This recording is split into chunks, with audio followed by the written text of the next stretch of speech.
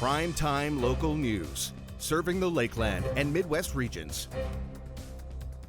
During the pandemic, driver's tests around the country got put on hold. Now they are starting to be offered once again, but in a different way to avoid the spread of the virus. We spoke with SGI on the new rules put in place for road tests in Saskatchewan. I'm joined here with Jennifer Selly, and she is with Media Relations with SGI. Now, how are driver's tests now operating with new COVID restrictions? Right now, the way that Saskatchewan is doing our road tests is our driver examiners will actually follow in a trail vehicle. The applicants will be in another vehicle with their supervising driver. The applicants must bring a cell phone with them, and the examiner will actually give them directions via cell phone Bluetooth. SGI will also provide a dash cam that will record what's happening in the vehicle as well as what's happening outside the windshield. Once the exam is done, the examiner will actually look back at that footage and mark the exam based on that footage and what they saw during the exam. And they'll contact the applicant within 1 business day about the results of their exam. And how has the demand for driver's tests been since being able to start up again? The demand has been quite high. We were not able to operate for a few weeks, and then when we did start up again, there were some restrictions in place, some capacity limits just due to equipment. Not all of our locations were open for a while. As well, the exam does take about an hour and a half now compared to half an hour before. So right now, people can expect to wait about 2 to 10 weeks to do their exam. Some locations are longer than others. Some locations actually have wait times comparable to other years. And would you say, was it difficult to try and bring back these tests after bringing in new restrictions and regulations for what you can do? There were a number of obstacles. Like I mentioned, we did have to get in that new equipment. We have hired more staff and staff working longer hours to get through the backlog of road tests. But Saskatchewan was actually the first province to start road tests of any kind and the first province to start road tests across the board for the general public. And so we're pretty proud of that and happy that we're able to serve our customers during this time. Has there been any changes to driver's training at all? SGI actually works with a number of independent driver trainers in the province, and so they are permitted to continue driver training, and they may have some of their own safety protocols just depending on what they think is necessary. And when someone is booking a road test, do they have to fill out a questionnaire regarding their health and what has happened during the pandemic? So if someone was wanting to do a road test, if they're not feeling well, they wouldn't be permitted to do the road test on that date. The process for booking the road test right now is online. So what people need to do is they actually need to first make sure that they're eligible for the road test that they're wanting to do. And then they can either call in or go to a motor license issuer and they'll get a road test receipt. Once they have that receipt, they can go onto SGI's website and we have a road test appointment request form. Once they send in that form, they'll be contacted by SGI about booking their appointment. Just a heads up for people that because of the longer hours that SGI staff are working, that call might come on the weekend, it might come in the evening, it might come outside of regular hours. And are all driver's tests available at this time? Yes, as of June 25th, all driver's tests are available for all classes and for all motorcycle endorsements as well. SGI is appreciating our customers' patience during this time as we try and get through all of these road tests. Okay, well, thank you so much for joining us, Jennifer. Yeah, thank you very much. This was good. Our Connor Chan and Abby St. John talked about Johnny Depp and Amber Heard's situation and more on this week's entertainment panel. Joining me once again is Abby St. John for the weekly entertainment panel. Abby, now lots of news on the Johnny Depp Amber Heard front because we know that this was in development for a while because they have been going to trial. So what are some latest details when it comes to those two? Yeah, so the trial started early July and it's been going on now for a couple of weeks and it will continue as final statements are expected to be made on Tuesday. But so far, a lot of back and forth between Amber Heard and Johnny Depp claiming that both parties did abuse one another and they're both denying that they were the abusers themselves. Now, this all started when the British tabloid newspaper called The Sun put out an an article back in 2018 calling Johnny Depp a wife beater and saying that Amber Heard had significant evidence against Johnny Depp. Now it's come out that Amber Heard allegedly was the abuser, stating that she threw vodka bottles at Johnny Depp, would punch him, and which is what she's been saying that he was doing. So it is a lot of back and forth, and it has come out that there was a lot of drug and alcohol abuse on both parts. So it's really a his word against her word argument. Now, Winona Ryder, who was Johnny Depp's former partner and co-star, did say that I don't want to call anyone a liar, but from my experience of Johnny, it's impossible to believe that such horrific allegations are true. Now, we won't find out for another little while after final statements are made whether or not Johnny Depp will win this lawsuit against the publication of The Sun. So it's all up in the air for right now. Yeah, absolutely. We'll have to wait and see what happens on that front. Now, I mean, I feel like we talked about this before many times when it comes to Mulan. The movie gets pushed back, and it's a matter of will we ever see it in theaters, because it was announced recently by Disney that it's now officially been delayed indefinitely. Yes, it is very unfortunate that we don't have a set date for when we get to watch the live action Mulan in theaters. Hopefully, if it does come down to it, they will just go ahead and post it on Disney Plus. It would be nice to see it in the theater, get that full experience at it, as it is a very anticipated movie because it's different from their other live actions. It's not taking that shot for shot remake of the animation. It's really going in depth on the historic story of Mulan rather than the Disney version of it, which a lot of people were very excited to see. So hopefully one day, maybe next year, we'll be able to see it in theaters, or they'll just post it on Disney Plus as that. But with that being pushed out of August, that leaves that there is no Hollywood blockbusters release set for August. So it will be another little while before we see another big blockbuster in theaters. Absolutely. And, biopics continue to be the talk of Hollywood. Now, recently, Dave Franco was announced that he will be portraying Vanilla Ice, believe it or not, in a biopic. So what are some details emerging on that, and just the overall general thoughts on Dave Franco portraying the hip-hop rapper? Yes, it was announced not that long ago that there will be a biopic on Vanilla Ice called To the Extreme, which was the title of one of his debut albums. And Dave Franco has confirmed that he is set to play Vanilla Ice. They are in pre-production due to the coronavirus, so they haven't started. However, Franco did say in an interview that the tone of To the Extreme is similar to that of The Disaster Artist, which he and his brother, James Franco, both starred in, and James did direct that film. So it will be interesting to see that come to life, because The Disaster Artist was a success. So it'll be interesting to see how To the Extreme on Vanilla Ice will play out, and hopefully it is as good as all the other ones that we've seen.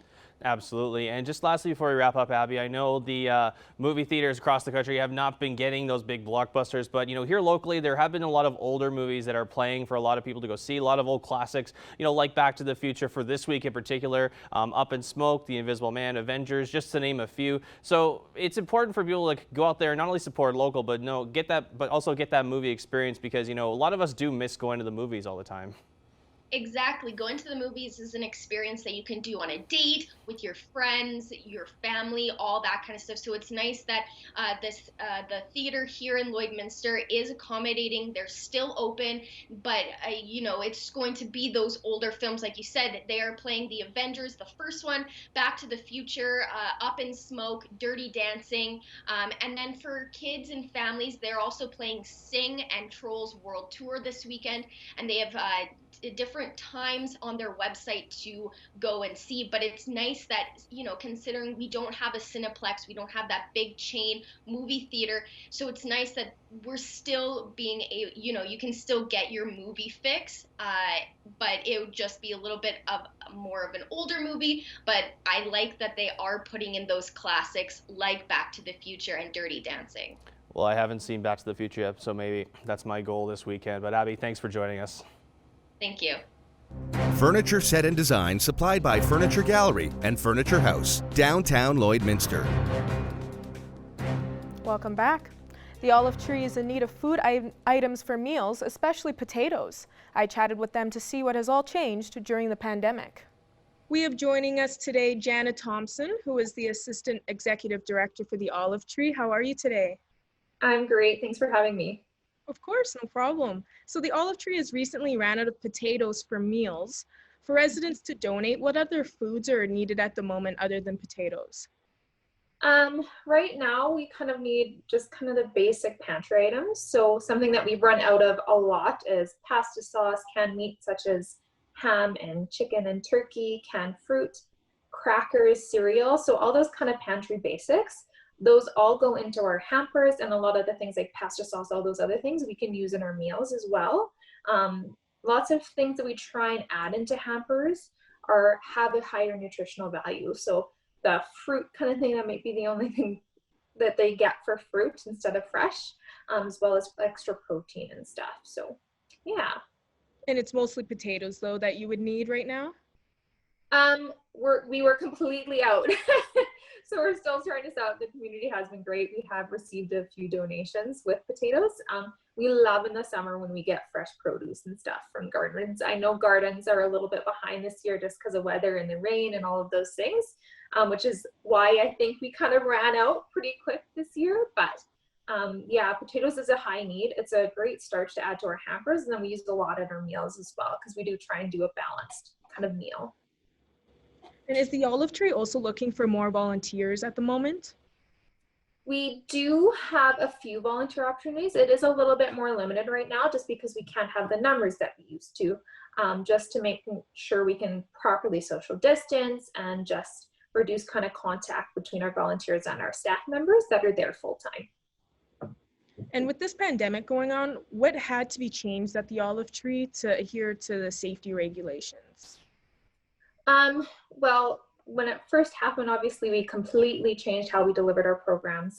It was no more volunteers in the building, a lot less contact with the guests and stuff that came in. We were delivering instead of having people come in and sit down and doing take homes instead. Right now, while we're at is we have our sit down meals open, but we are at 50% capacity. So to allow the proper social distancing, and just the safety regulations and the extra time for cleaning and sanitization. So we are still doing that. That's the biggest change right now. And we aren't able to pick up people for our meals at this point in time, but we are hoping to start that soon or in the fall. So what has changed with the farmers market now that it's come back for every Saturday?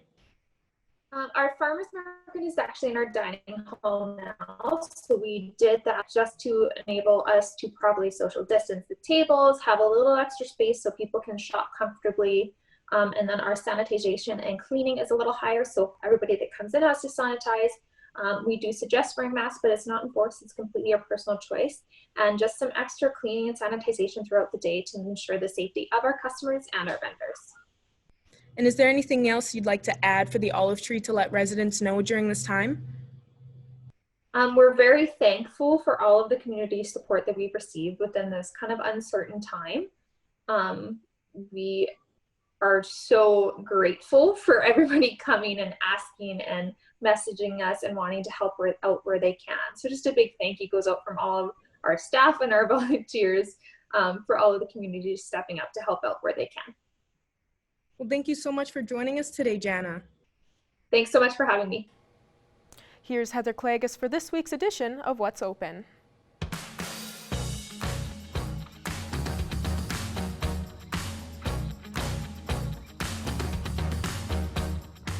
May Cinema 6 in downtown Lloydminster has reopened, and they want you to join them to see a fantastic movie and also to enjoy some delicious popcorn. And they're bringing in movies that everybody's going to enjoy, like the kids, or if you've got a family, Trolls is here. They've also got Sing. If you're looking for something that's a bit of a thriller, how about The Invisible Man? And how about this, Back to the Future, back on the big screen, and also Dirty Dancing. Some great movies that you can enjoy with the family at May Cinema 6. They do have physical distancing in place, and they've taken all those public health safety guidelines into effect here at May Cinema 6 to make sure everybody stays safe when they come out and enjoy a great movie. You'll be able to get your tickets online and also in person at May Cinema 6. If you want to explore your creativity, show off your creativity, Art Soul Life Creative Studio, they have reopened. They're open Tuesday, Wednesday, and Saturday from noon until 5, and Thursdays they're open late until 8 p.m. for walk-in pottery painting. If you'd like to pre-book a spot, just go to their website, artsoullifecreativestudios.ca. That's also where you can get summer to go take-home kits, unicorn dreams, beach fun, canvas kits, and so much more. You'll find those online, and you can also stop in and see the folks at Art Soul Life Creative Studio on Highway 17 South in Lloydminster.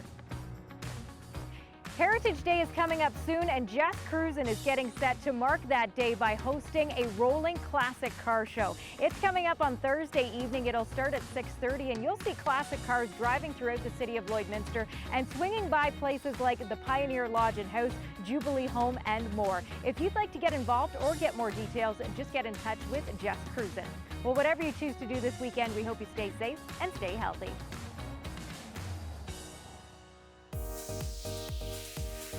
What's Open is brought to you by Northern Factory Workwear, Circle Drive East, Saskatoon, Highway 17 South, Lloydminster.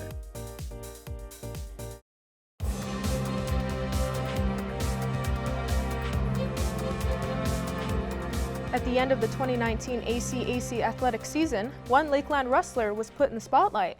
Outside hitter Janae Varga was honored as the ACAC's Female Rookie of the Year. Wrestlers head coach Austin Dyer chatted with Evan Kenny on this.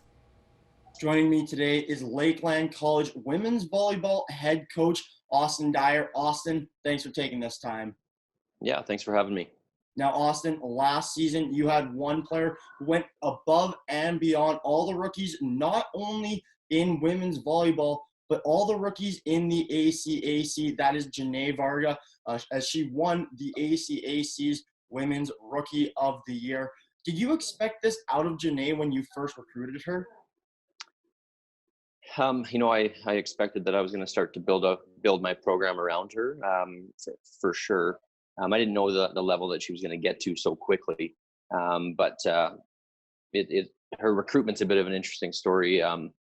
She had sent me some video and an email trying to get on our team, and I had a big roster, so I just told her, that I was full and that I didn't have a spot for her. But when I went out recruiting and I watched her play, I watched her for maybe 5 minutes, and I realized that I had made a big mistake in saying that I didn't have a spot for her. So I tracked her mom down real quick and basically just told her and her mom that I made a huge mistake in saying I didn't have room for her, and told her that I would love for her to be a part of our team, because I knew right then that she was going to be a special athlete for sure.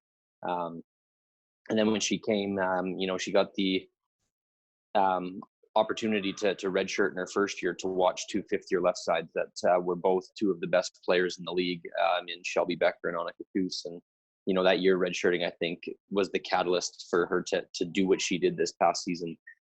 Which, her numbers were just phenomenal. I think she surprised herself along with everybody else with how much success she had.